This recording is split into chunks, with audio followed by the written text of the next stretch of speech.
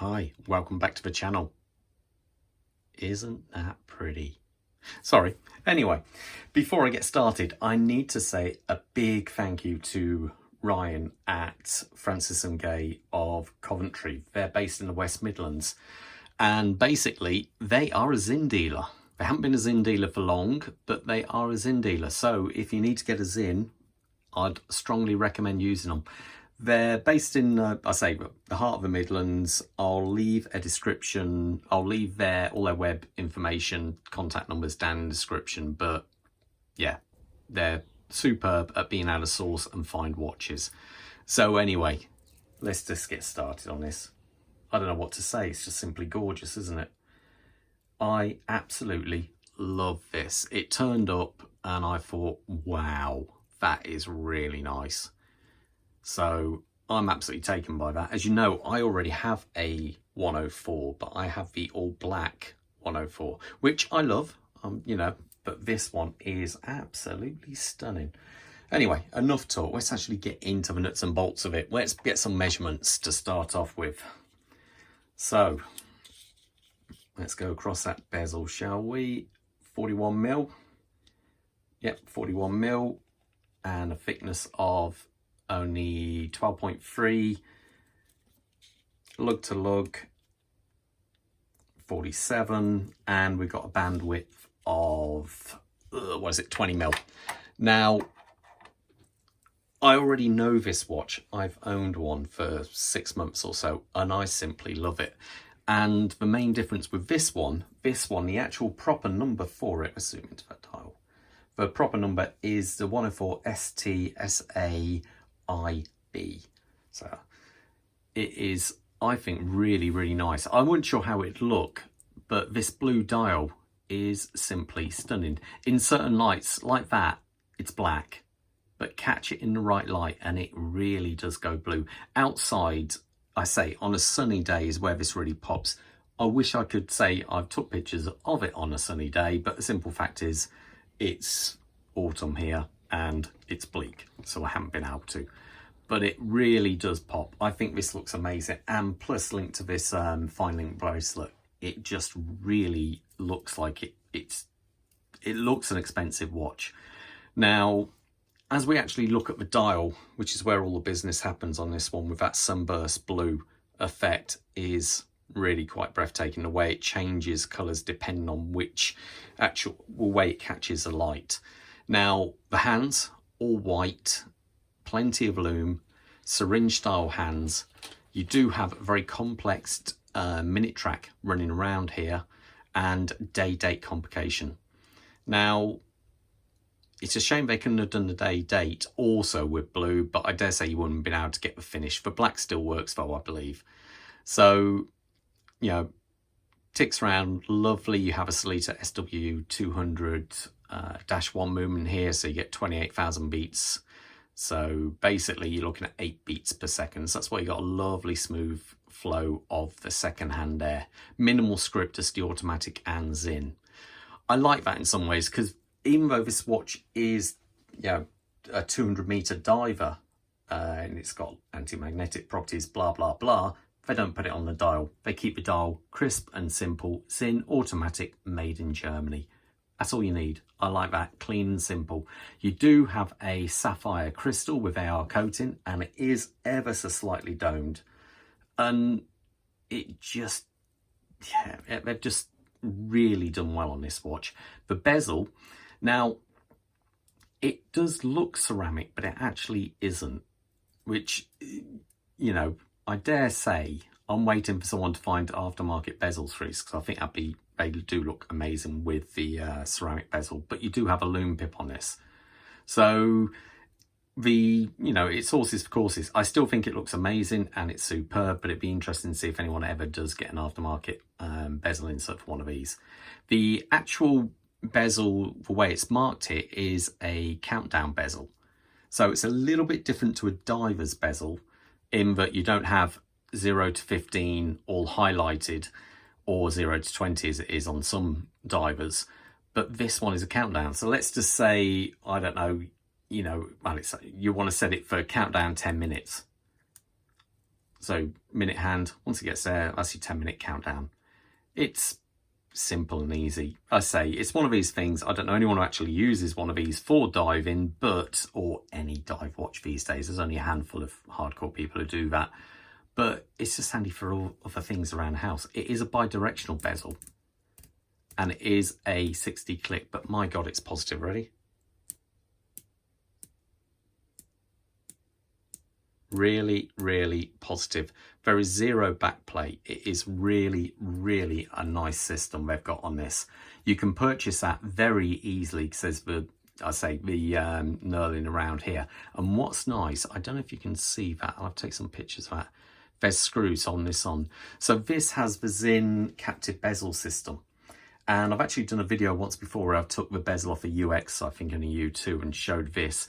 And what there is, where some bezels, like even on a Rolex or a Seiko, you can get a knife or a pry bar between them, pop the bezel off, and that's how you do it. But on this, you can't do that. You have to undo these screws. I think you normally leave one at 12 o'clock. Undo these screws. There's a ring pressing down, and that releases that ring and allows you to pop the bezel off. It is incredibly simple, and there's no way of harming the bezel or marking the case when you actually do that. So it's quite I think it's a very good system. The actual casework, as you come around here, my fingerprints are getting all over it. Sorry, I refuse to wear gloves when I do a review. I think it always looks terrible. But as you can see, it's all fully polished. As you come round, I like these very angular marks on the end of the lugs there. I think they've done a real nice, precise job there. And as it comes down, you have a signed crown, which is screwed down, as you can see. And there, pops out. So you actually have a really decent amount of thread to screw into there, which is good.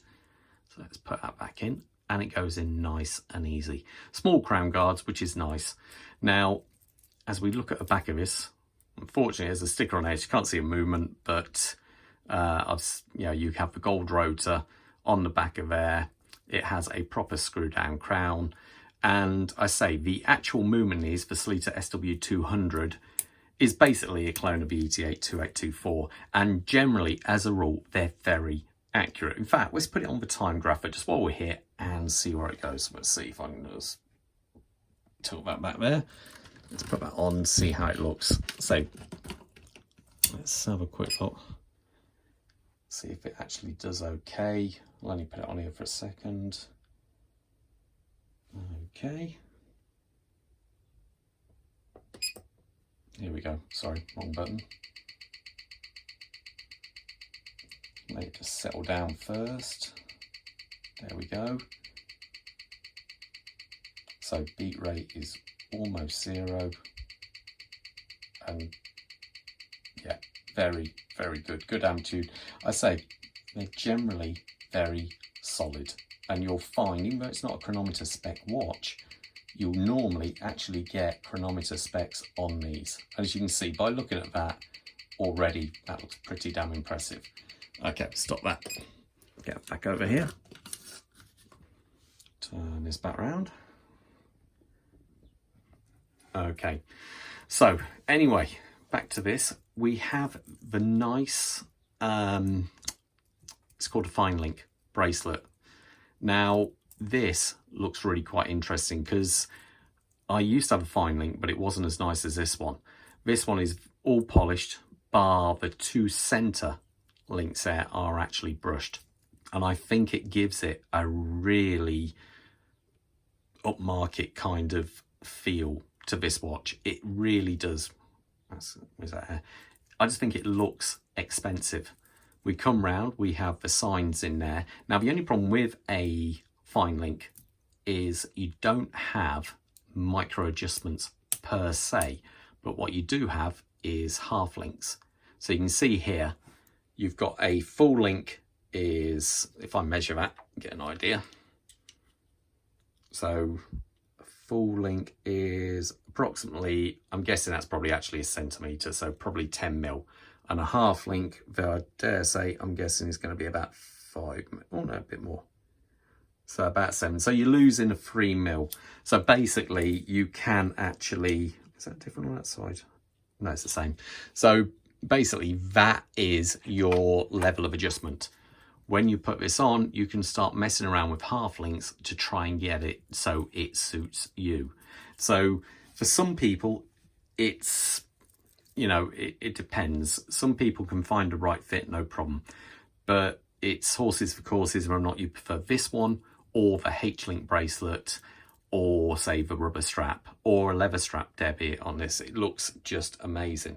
I'll put this on my wrist so you got an idea how it actually looks. Oh, actually, some of the other tech I should mention, it's also got a low pressure rated on this watch. So I don't know, if you find, it sounds silly, if decompression in an aircraft or whatever, sudden change of atmospherical pressures, this shouldn't be a problem. I believe the guy who did the highest jump, free fall jump, he actually wore a Sinn with low pressure rating. Wasn't sponsored by Sinn. They went out and brought it because they thought that would be the best watch for the job. It's a DIN rated, has DIN rated for the water resistancy. It's anti-magnetic.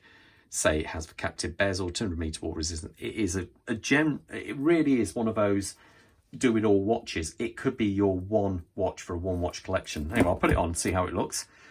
I'm wearing my new Seiko Mini Alpinist. Let's take this off. Only got this the other day. I'm really enjoying it. So here we go. I say I haven't sized it for my wrist. My wrist size is 7 1/4. So not too big, not too small, but that I think looks absolutely superb. When I got this watch off Ryan at Francis Gaye, and it turned up in like a travel case, I opened it up and my other half was just, wow. She absolutely loves this colour coordination with this bracelet. In fact, I may even order one of these bracelets myself. Now remember, one thing I should have stated also on this bracelet, it is hex. Hex keys are on there. Sinn will also normally provide you with the hex keys for doing this. I don't know if they also supply the Loctite when it comes on the watch. I'm not sure. I know if you buy it separately, they do as well. It is recommended whenever you do change any links on the bracelet, you use a tiny dab of Loctite just to keep it from unscrewing. So anyway, this would be a tough call for me. If I was going to buy a 104 brand new again, would I buy this or would I buy the black? That's a bit of a tough one. I'm not sure which way I'd go. What about you guys? Would you go black or would you go blue? Okay, see you in the next review. Stay safe out there. Bye.